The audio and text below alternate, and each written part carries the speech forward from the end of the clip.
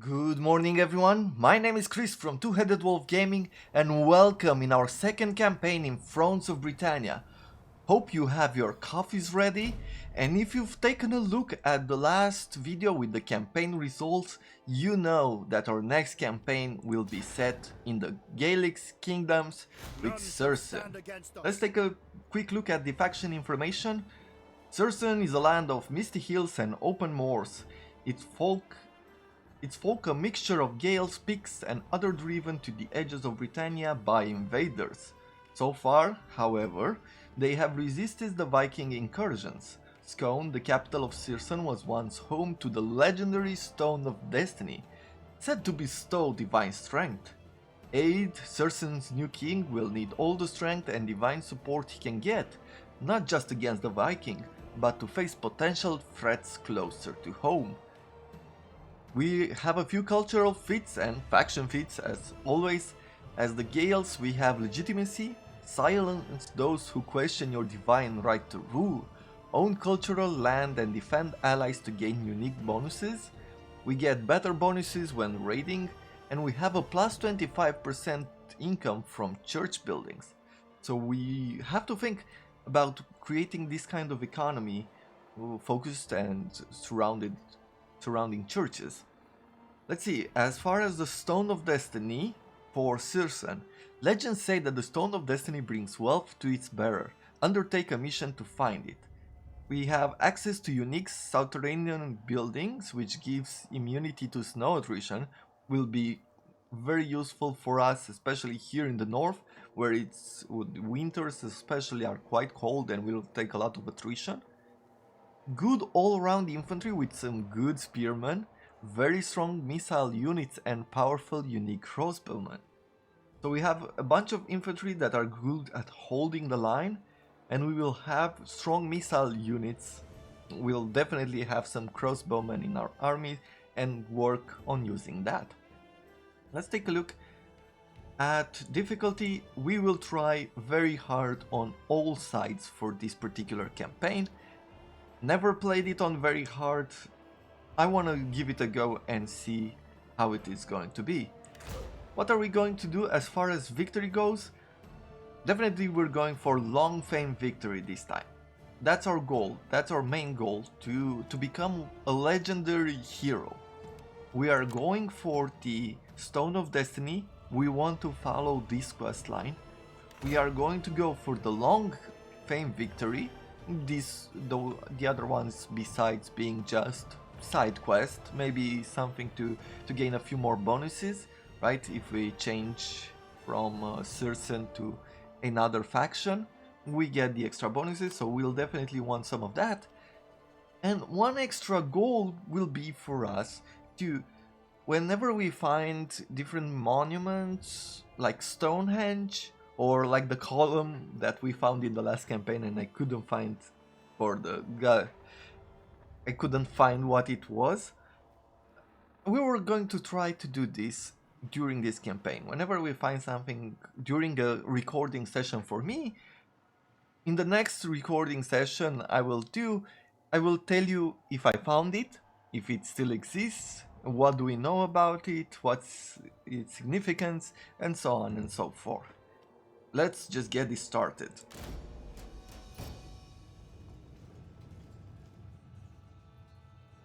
So I don't know how this will go. I'm gonna try this out, like this quest-driven campaign with a bit of fame victory in mind and this history, learning about the different histories in the area. Let's just start and watch the movie first. The rise of the MacAlpins to Alba's throne was intended to herald a new era of prosperity. But the coming of the Vikings put paid to that. Their ravaging of our lands has left us divided. Now the throne is shared between Fortrio and the Western Isles claimed by the Vikings.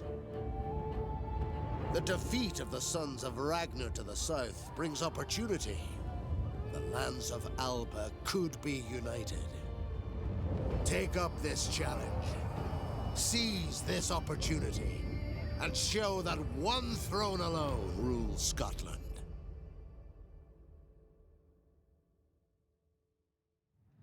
The Viking incursions could work to your advantage. Alba lies divided, but your people's enemies are exhausted by the fight against the invaders. Now is the time for a strong ruler to emerge and reunite the scattered kingdoms of the north. This is your chance to bring the whole of Scotland under your sway. Your army is facing off against the rebel army in the east.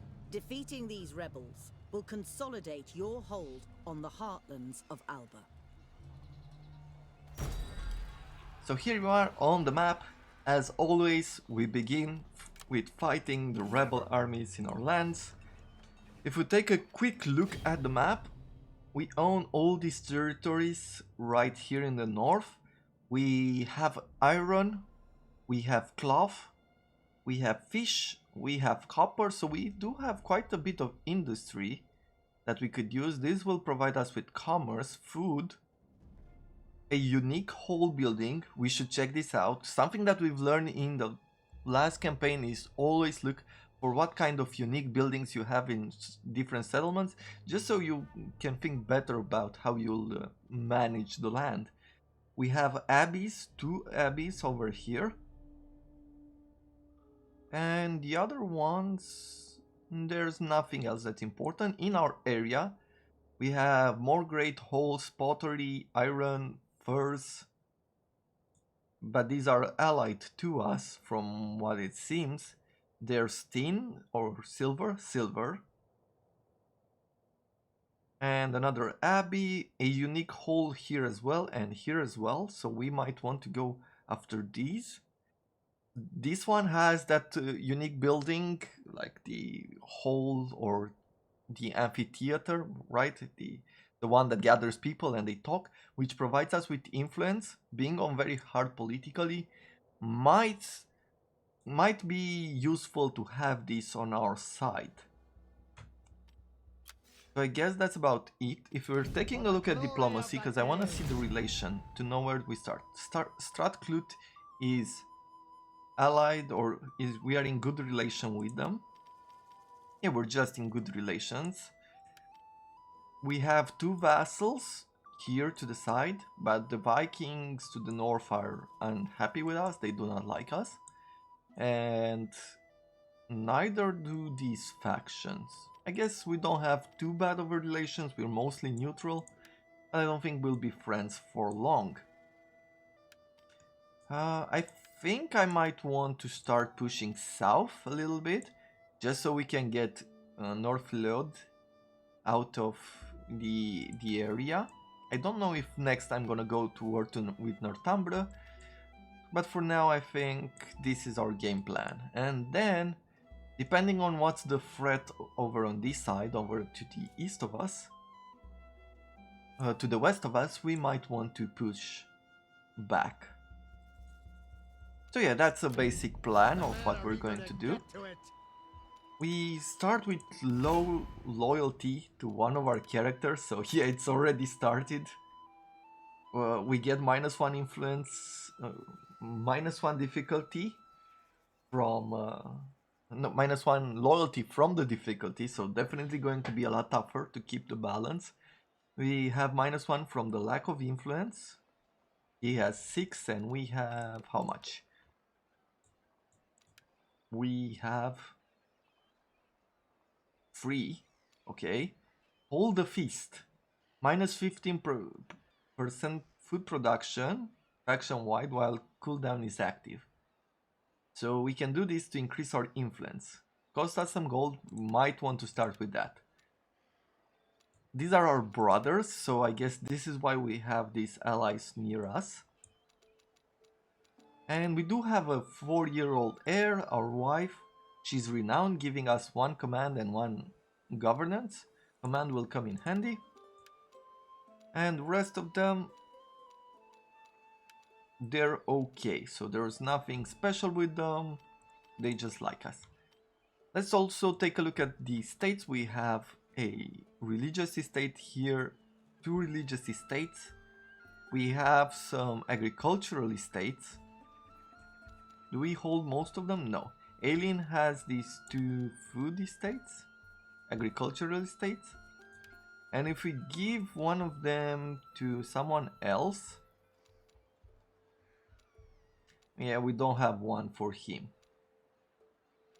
But we might have to think about providing him with an estate as well pretty soon. What else should we do?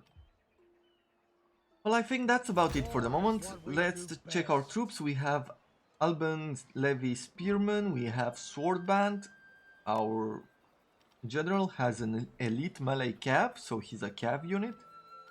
We have 2 Highland Levy archers and another Alban horseman.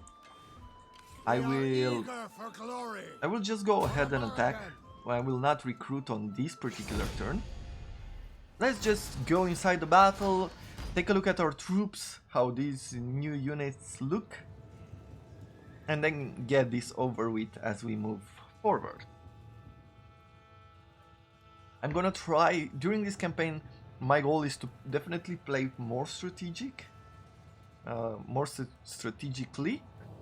than the last one, think better about how we plan our settlements out. And during this time we're going for that quest, we're trying to find the Stone of Destiny, see what bonuses it provides, and maybe the Stone of Destiny will push us towards certain battles, right? Declaring war on certain factions. We will have to see. So we have a few swordsband over here, few Scottish swordsband. They look pretty cool and pretty different than our previous units. This quite of square shield. Like the first time I saw this type of shield, the Scotsman shields, I saw them in a Total War game. I think it was the one with the Attila Total War, where they do have Picts in the north, right? So that's the first time I saw those shields, and I didn't believe, like, I felt for a few moments until I found out a bit more that it's quite fake. I felt like that they were unreal or something. Okay, let's move cavalry to the side. We have some Alban raiders here. There's another elite melee cav up here to the north, the general. I think I wanna use the spears actually on this side. Let's run ahead a tiny bit. I am going to use my cav to charge the Alban raiders, because they are skirmishers, they shouldn't last for long, and I believe we can actually capture them. Or catch them, not capture them. And with the spearmen, I'm gonna try to push them into his general. Just to see if you can catch him, basically. Let's see, spearmen, Cateran Levy, which are X-Men. Let's shoot at them for the moment. For spears, I said we're gonna put them in front. I'm gonna bring the swordband here. Apparently our unit do not have the shield wall. Our spears have square, plus 15 attack against cavalry, plus 15 shielded, and 300% entity mass. Mass helps with charges, or to fight against charges. When you have a high mass, then when cavalry hits your units, they do not go flying. So that's the role of mass, just so you know.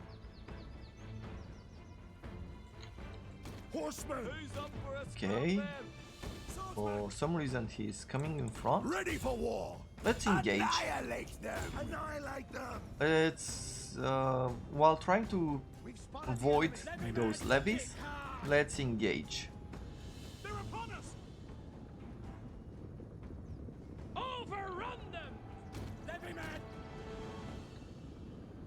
We're fighting uphill. not exactly what I wanted. Yeah, let's do this and this. Drive the horses. Strike now. Attack. Kick your steeds. Right to victory. Good. They're doing well here, trying to avoid the troops. He's doing a good job as well. Horsemen, eager to fight. Oh yeah, let's give it a go. Yeah, let's avoid the spears. Drive the horses.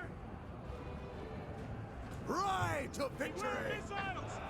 We're stopping. We've stopped. Let's take fire at them. Annihilate them. Strike now. Set forward. Let's advance with our king because he's taking some fire and some casualties. We're gonna bring our swords into the mix. Cavalry. See, they flee before Okay, victory. those troops have broken. Let's engage here. Hit hard. Hit hard. They're upon us. Drive the horses. Spirit. Hit hard. Ready. Attack. Attack. Good. Let's do it like this. Let's do a freeway charge. Enemies beware. Highland every archers. We've caught them.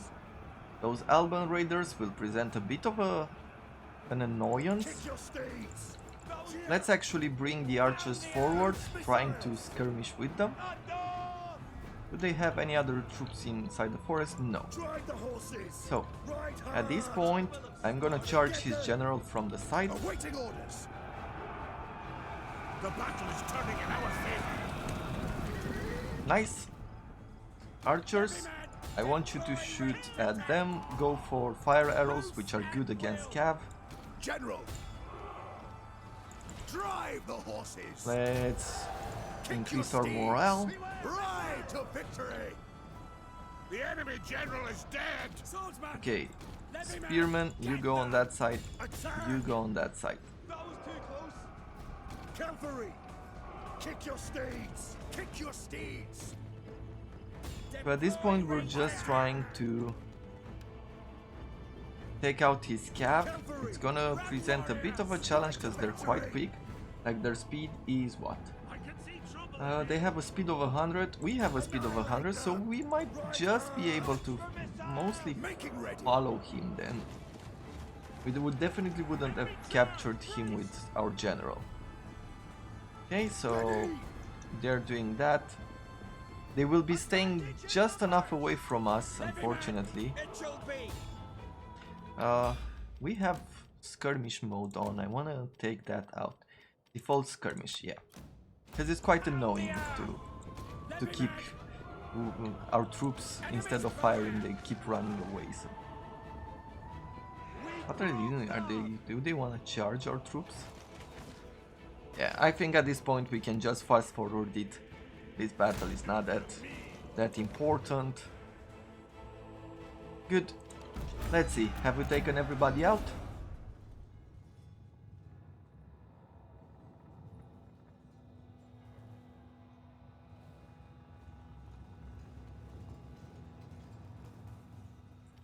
There you have it.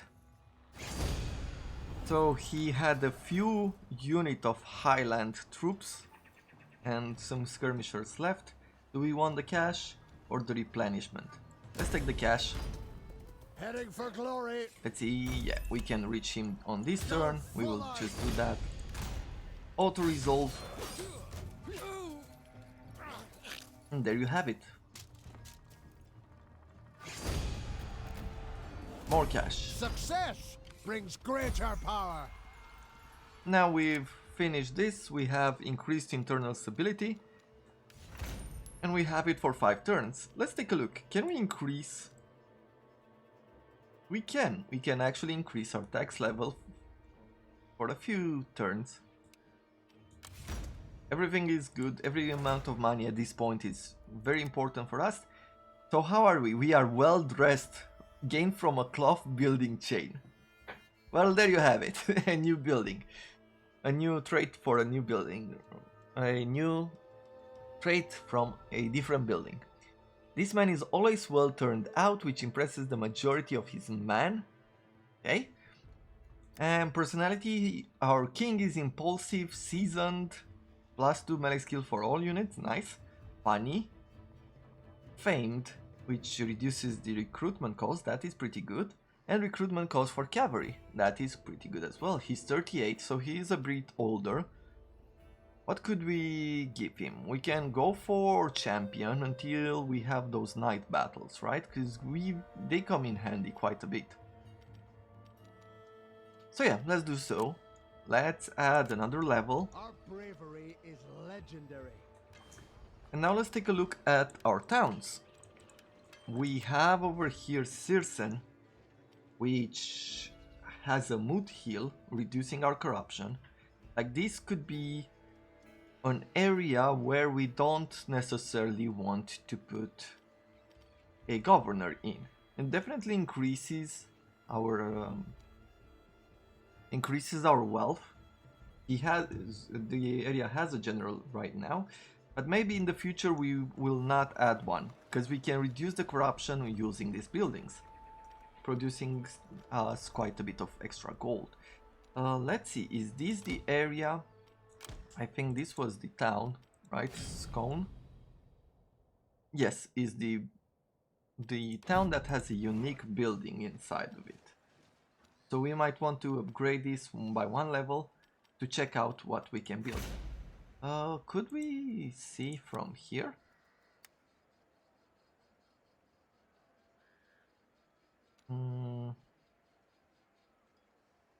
No, I guess it does not show what exactly that building is.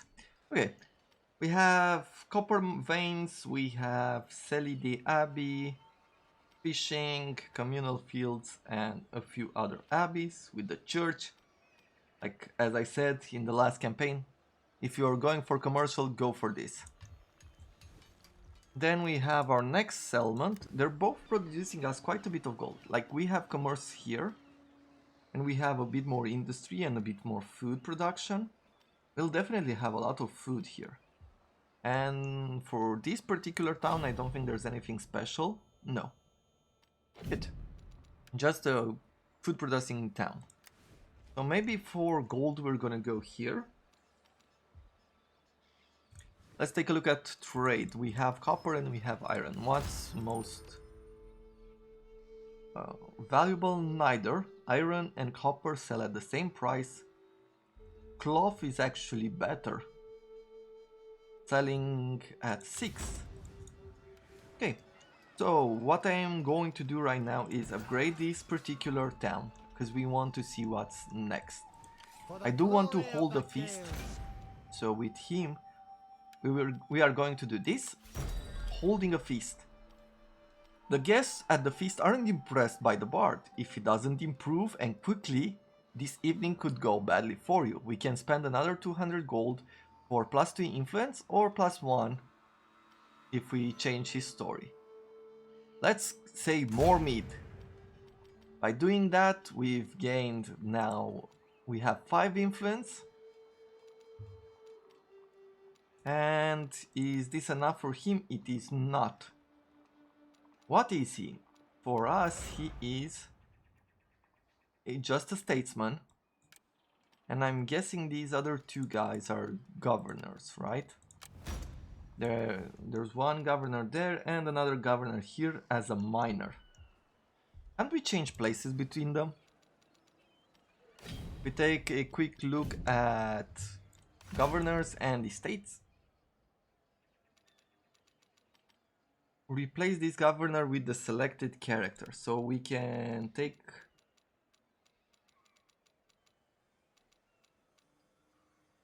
Eileen, move him to Circenn, and then take, was this the other guy? No, this was a statement. This was the other guy, right? Who's now a statement. Statement.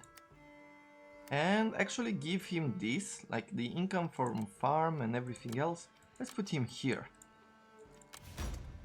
Because we have quite a bit of industry on this side, which will make it pretty good to have him in that particular province.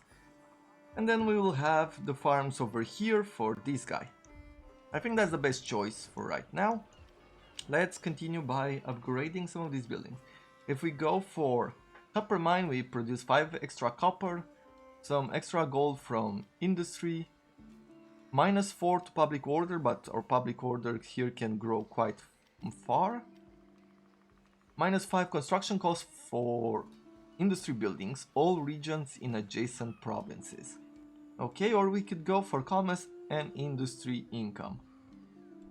If we take a look around, there's some silver mines here. We have more silver mines. And here to the north we have iron veins. So definitely a good building to have. It's going to influence all these areas around him. So we're going for copper mines. Let's take a look over here. So that's how it looks like at this point. We're going ahead. What else should we be doing? I said that we're going to go south. Probably start wars around these areas. So that's what we'll do. We're going to march into the nearest city and start recruiting some troops. I want to bring in this general as well. He's more influential than us. He has -1 to influence and -1 from difficulty.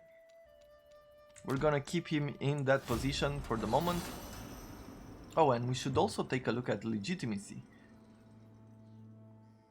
Security at home is essential if a ruler is to be successful. Recognition of legitimacy by peers and subjects is a vital part of that. So we can increase our legitimacy by owning cultural land, making cultural allies. Let's see. So the Vikings to the north of us and Sudeyar declared war on our ally. Yeah, let's go to war, I guess. Aileen and Fothad gain 1 level from being governor of those different cities. They've gained 1 influence. Okay, so here, increase legitimacy by owning cultural land, making cultural allies, and defending allies. Legitimacy naturally declines as time passes. So at this point we can do what? Annexation available. Pay 20 legitimacy to integrate another faction into yours and gain full control of all their settlements.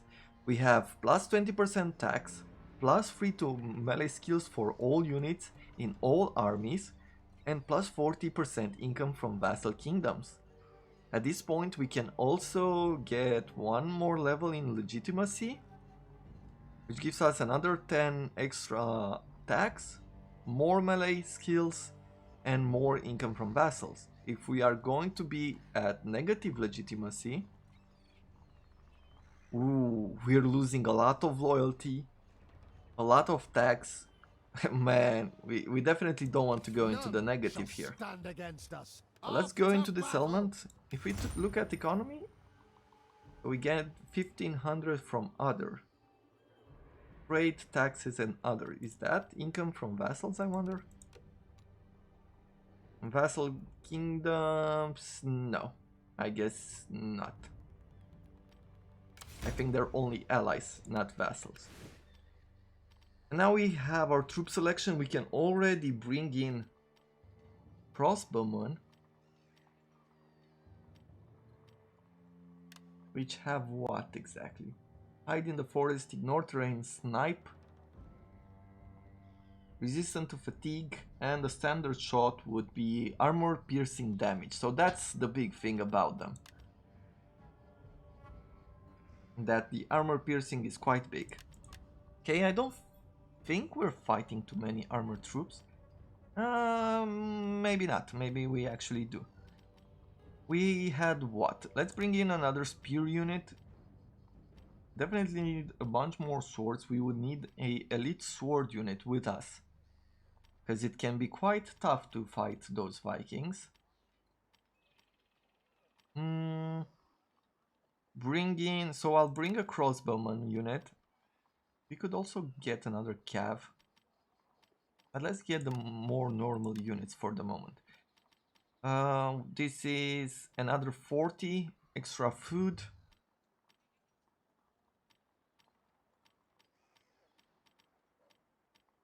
Two stronger axemen. This is double the cost. Quite big, but let's bring these two axemen with us. And another cav unit. At this point we are at 70 food. That's most of our gold. So I think that should be about it. We're gonna start marching over to this side, start conquering the territories, probably kick the Vikings out before anything else. Apparently, Sudeyar did not join this war. So at this point we just have only one enemy. Nice. This should go pretty well, I believe.